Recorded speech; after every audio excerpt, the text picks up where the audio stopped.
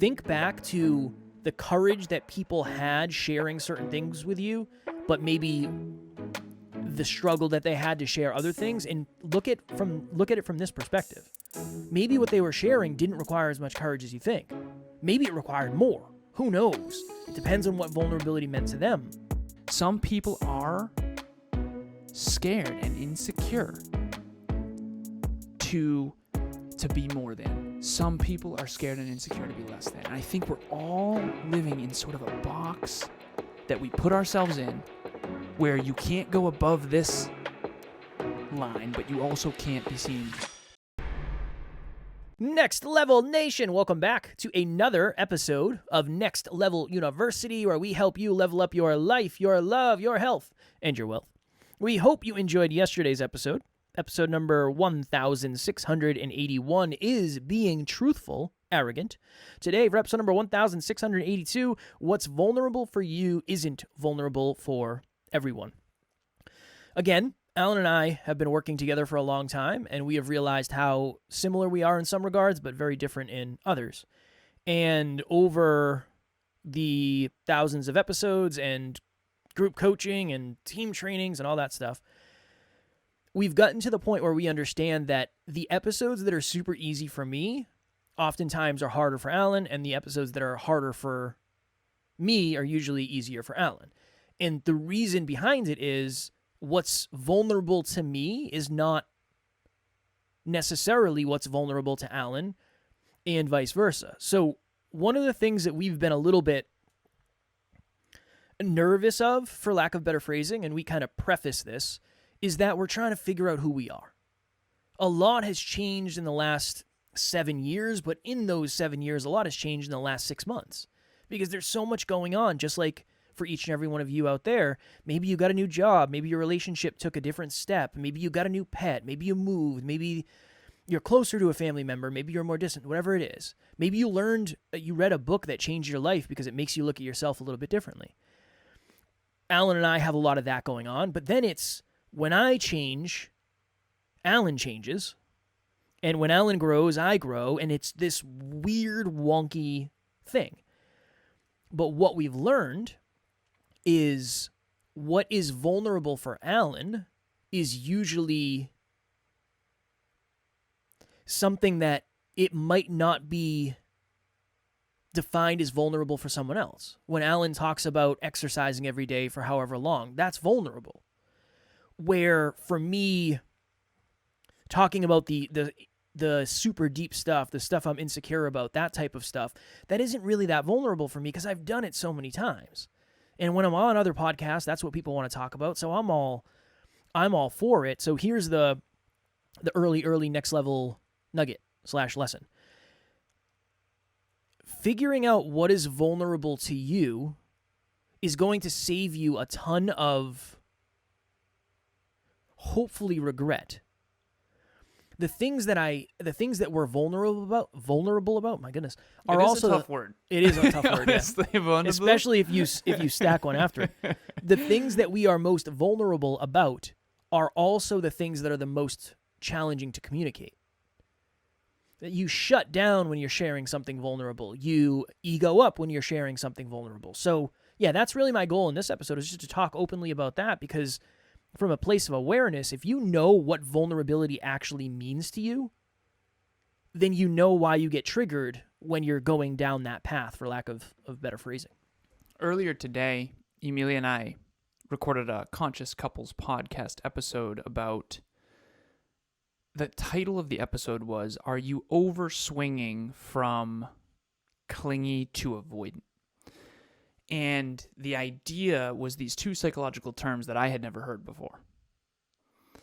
One is called hyper-individualism, which is this over-independence, never share a bank account, never live together, never take the same car, overly independent, not a real relationship, extreme. And then the other one is complete, what's called enmeshment. It's the clinical term. Enmeshment, E-N, I don't know how to spell it, enmeshment. Spelled probably just like it sounds. But enmeshment is overly clingy, overly needy, can't go to the gym alone, need your partner there for a safety blanket type of thing. So these are obviously two extremes, and the whole episode was don't overdo one and then get pain and then go to the other. In the middle of the episode, there was something that was really vulnerable for Emilia. But this is the interesting thing. And to the point of this episode, what's vulnerable for her is not usually vulnerable for other people. What's vulnerable for Emilia is showing how amazing she is. So I highlighted something that I believe is amazing. And I told the listeners on the Conscious Couples podcast, I said, hey, we did an RT event on these terms. I didn't hear these terms ever. I never knew these terms until last Thursday, right? And I'm Mr. Smarty Pants, so, how come you don't know these terms? Because I never studied anything relationship-oriented until I was 30 years old. And I said, so, sweetheart, and I knew she would be really scared to share this. I said, so when did you first hear these terms? And she gets all red and cute, and she's like, when I was 13. And so I always tell people, I said, my relationship's amazing because of her more than me. The reason I say that is because I didn't study it. I studied business, and I studied engineering, and I studied science, and I studied math, and I studied physiology and physics and chemistry and all the different sciences. But I never studied intimate relationships at all. And she's been studying this stuff, the inner work, the psychology, the relational stuff, her whole life, literally since she was 13 years old. And I knew it would be a young number. I didn't know it would be 13. But the thing is that was vulnerable for her to share that she had been studying that since she was 13, because she's kind of found out. She's found out in her nerd. She's such a nerd. She's like a behind-the-scenes, study everything nerd that I adore. But it's scary to be a nerd because you're bullied and you're made fun of, and you're reading Leonardo da Vinci on a Thursday night, and you get you're not normal. You're just weird, and weirdos get made fun of. So there's that. And I'm sitting there saying I didn't hear about these terms until last Thursday, and that's not vulnerable at all. Yeah.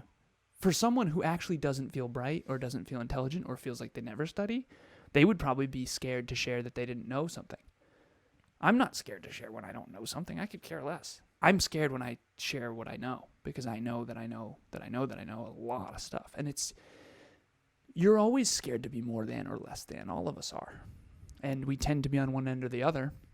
And there are some areas where I'm scared to be less than, but most of the time it's scared to be more than. And so I think that if you were to really break this idea of vulnerability down, it comes down to, what are you afraid of? And it never made sense to me when people would say, you're so vulnerable. Like, it's so vulnerable that you share that you're insecure about your calves and that you have these tall giraffe legs and that you're bad at XYZ. But no, that's not vulnerable for me. I don't really care about being less than. That's not a problem. If I wanted to improve my legs, I just would.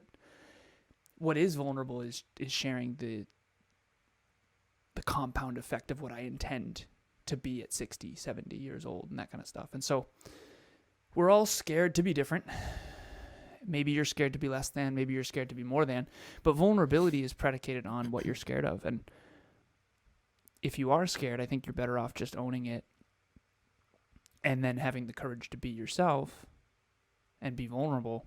But remember, what's vulnerable for one person is not necessarily vulnerable for someone else. Well, and that makes it really hard, too, because it's very easy to lessen someone else's courage.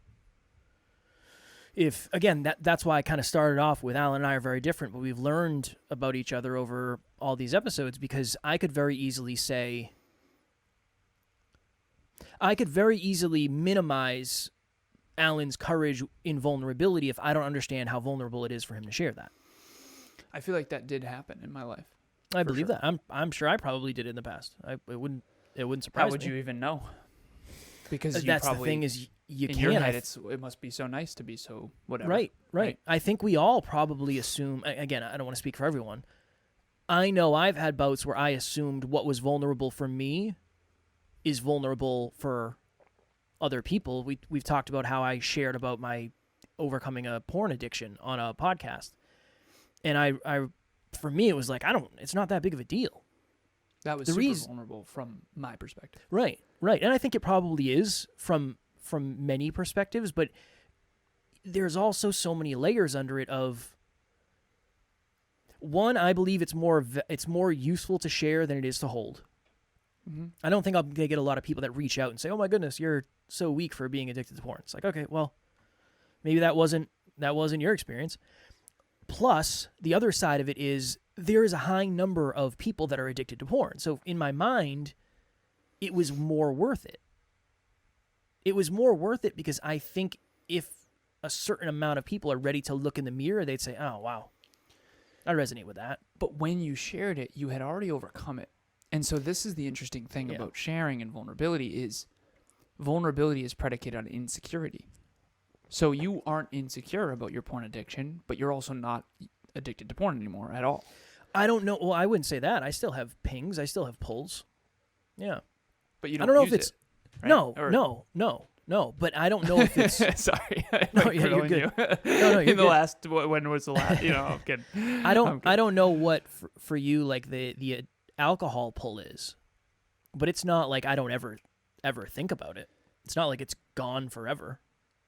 I still don't get think it will be gone forever. right. Yeah. I still get like, Yeah. that would be nice. It's just lessons. Yeah. Yeah. Yeah. It's there. It'll always be there, but it just gets... It's just not it in has control. less control over you. Yeah, But not in if you, control. but my point of that was, if you were still feeling outside of control, wouldn't it be more vulnerable to share? Yeah, I probably wouldn't have shared it at all. Right. Exactly. Yeah. We have that. It's not our quote. I don't remember who it was, but share scars, not open wounds. Next Level Nation, what is happening? If you've thought to yourself, I want to try coaching, but you don't really know where to start, group coaching would be a wonderful place for you. That's really why we created it in the first place. We start a new round every 90 days. So if you're hearing this, go to the website, nextleveluniverse.com, and we have the landing page where you can actually hold your spot right now. Even if there's a group going on right now, you can still lock your spot for the next one. The biggest thing that we've seen is as we get closer and closer to the date, unfortunately, some people end up missing. The group fills up and they can't do it, and then they end up regretting that. So please head over to the website. The link will be in the show notes, and we would love to see you there. Sharing a scar is something that I've overcome, or I'm on the other side of the worst of it. I'm on the other side of the worst of it. We would never talk about money early on because we weren't making any money. Yeah. Because it would have been very vulnerable for me specifically to talk about money when, number one, I didn't know much about money, and number two, I didn't have money. Who am I to talk about making money to someone when I can't figure out how to make money for myself? That would be very vulnerable to have a conversation. But isn't that more of an integrity thing, or was that more an insecurity thing? Because I think some Probably of that insecurity. is leading by example. Yeah. But I'm just as an example, it's like when you're going through it, when you're in the middle of it, I think it's very vulnerable to share. But okay, now I'm happy to talk about how broke I was. At the time, I wasn't. Yeah. I didn't want to talk about it then because it was Yeah. too real. It was just too real. It was too personal. It was too much of reality. Where now when someone says, is anything off limits? It's like, no, nothing's off limits. I'll talk about whatever. Yeah. But I also trust myself enough if I come up to the red line to know, okay, I don't really want to talk. I don't want to go super deep into that. So I'll just stop myself. Well, how did you figure out where that red line was? For me, I figured it out by crossing it. Well, that's been really hard for me. Go ahead. That's how you learn. I think I don't know. I think I've been blessed where I've gotten to learn from your mistakes just as much as you've gotten to learn from your mistakes. Well, I think your risk tolerance is lower. So Definitely. by the time I'm triggered, I'm already triggered and telling the stuff and talking about it. It's been so, because when something's raw, you don't always know until you're in it. And then you're like, oh no, I've gone too far. Now I'm talking about stuff with my stepdad that I haven't fully figured out. And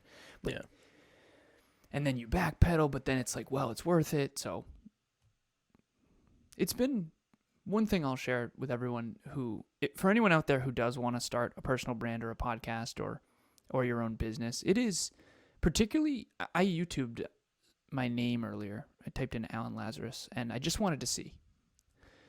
And I scrolled down and I just had that moment of, wow, there's years and years and years. I've been on 284 other podcasts. And then you and I have almost 1,700. And those are on the internet. Anyone can search any one of them at any time, as long as you have an internet connection and a device that can do video and audio.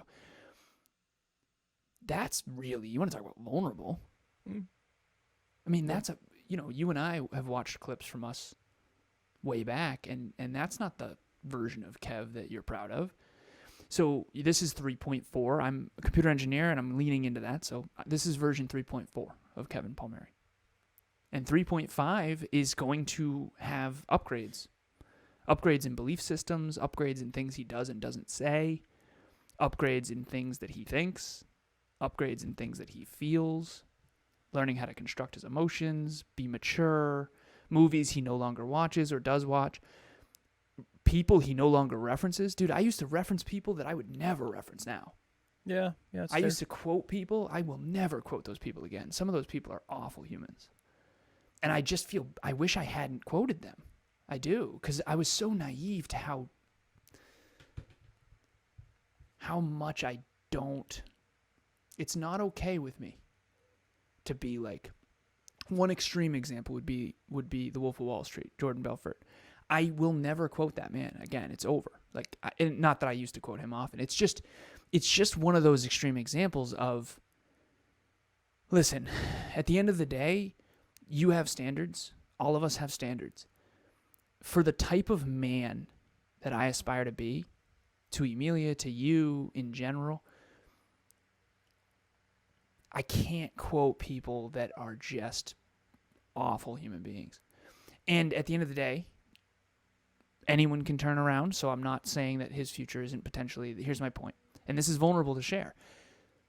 It's like, okay, you want to give everyone the benefit of the doubt, but if you do that, you're also having no standards. It's this constant thing. Like, I'm getting red right now, even talking about this stuff, because the truth is, I don't ever want to read his books. I never want to listen to another one of his things. I will never quote him again. That is my truth. Why? Because regardless of how much he's turned himself around, it's not okay the way that he stole from people. And I just can't be a part of that. So at the end of the day, right now I'm demonstrating vulnerability and I'm fumbling through my own trigger. I just got triggered during this episode. And I'm fumbling through it. And that takes so much courage to admit it and just own it and just sit in it. And hopefully all of you can do this. Just do it in a safe space. Don't do it. Don't do it in Don't do it on a non-safe podcast. space. Yeah, and unless you've practiced to the point where you can do that.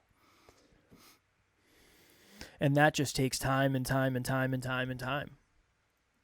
But just make sure you understand what it's like closest to home with the people around you. What are the people that... I had a thought recently. I was thinking of somebody from my past, and I was thinking of the fact that I've never seen them cry, ever. I've never seen them cry in all my years of knowing them. I've seen you cry dozens of times. Not hundreds, but dozens. You've seen me cry, I don't know, dozens probably, I'd say. At least a dozen. It's not really that vulnerable. It's still vulnerable for me to cry in front of you, for sure. But not as vulnerable as it used to be. Yeah. And not as vulnerable as it would be for me in front of other people. So there's levels to this. Somebody coming to you and sharing how challenging the relationship is right now might not be that vulnerable to them, but them crying in front of you might be. It's weird. If you think back, that would be my next level nugget for this episode. Think back to the courage that people had sharing certain things with you, but maybe the struggle that they had to share other things, and look at it from this perspective. Maybe what they were sharing didn't require as much courage as you think. Maybe it required more. Who knows? It depends on what vulnerability meant to them. Ultimately, not necessarily what your digestion of what you thought it was meant. It's personal. Vulnerability is personal, just like everything else. So that would be my next level nugget. Take a look back and see if anything comes through. That was one for me. I've had people share where they're struggling so bad in all things, finance, fitness, relationships, just life in general, dream chasing, but I've never seen them cry. But they've aired out everything, all the things, but I've never seen a single tear shed. So that's the line of vulnerability for them currently. Just a thought. My next level lesson would be vulnerability is uncomfortable, and if it's not uncomfortable, it's probably not vulnerability. And there's something to learn in it. When you get uncomfortable, like I did on this episode, I'm back in my comfort zone right now. You can feel it. You can hear it in my voice. I'm back in my comfort zone. I was out of my comfort zone for a minute there. That means there's something to learn about me. I'm already thinking, what does that mean? Does that mean that I'm scared to say I'm a better man than him? Even though I do actually believe that? Does that mean I'm scared to be judged for that? Does that mean I'm scared to... There's just something to learn. So it's not about me. I want the listeners thinking about themselves. I told Kev recently, we got to go back to the basic of getting outside your comfort zone. But here's the thing. I never understood, because you always would be like, oh, that's so outside my comfort zone to give a speech in front of people. I remember thinking, I'm not uncomfortable with that.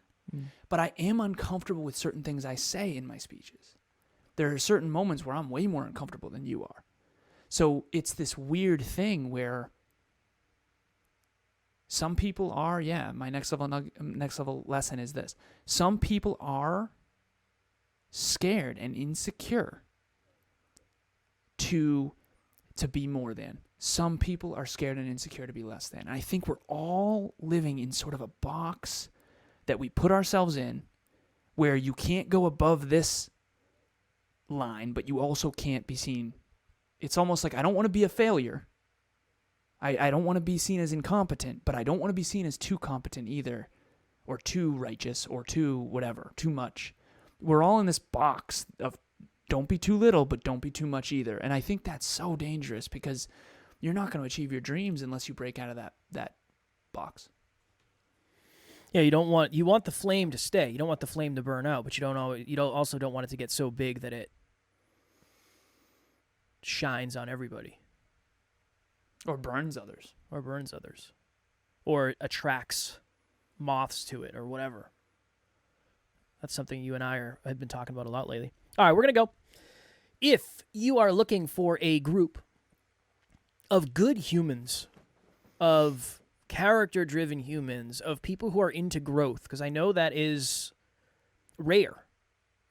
Obviously, we're in it. We're a self-improvement podcast. We're surrounded by people who love self-improvement, but I also understand that we're very blessed, and we've constructed a lot of that. So that's what we needed, and that's what we wanted, and we found a way to make that happen. If you don't have that, we'll have a link in the show notes, as always, for Next Level Nation, a private Facebook group that is built on this. It's holistic self-improvement, life, love, health, and wealth. Be a good person, improve, look in the mirror, all that happy jazz. You will fit in perfectly. Link will be in the show notes.